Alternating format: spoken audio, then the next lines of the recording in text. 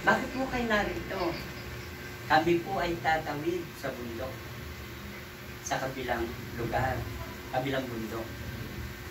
Ay bakit hindi po kayo mag-umpisa? Aabutin po kami ng gabi, hindi po kami, baka po hindi namin makita ang daan.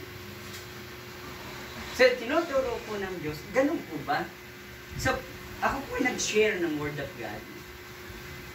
At sabi ko sa kanila, if you have faith in God, walang imposible sa Diyos. Kahit anong dilim ang dadaanan mo, ang Diyos ang nagsabi, I am the light of the world. So, tinuturo ng Diyos sa atin ngayon, hindi sila natuloy. Nag-standby muna at papalipas sila ng gabi. So, matapos kong mag-Bible study, iniwan ko sila.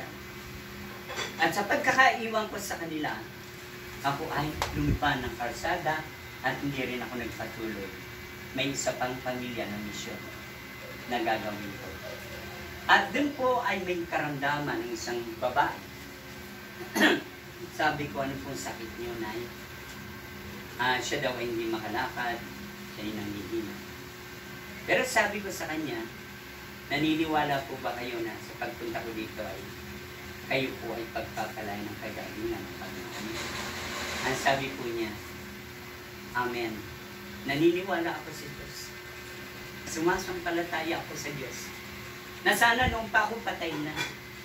Pero, sabi niya, naniniwala ko na binubuhay pa ako ng Diyos. Sa isang tagpong yon, sa tatlong pagtagpong yon, itinuturo ng Diyos para yung pamilya ko, yung magkasintahan, ay hindi nag-alin lang dahil humawak sila sa pangako ng Diyos.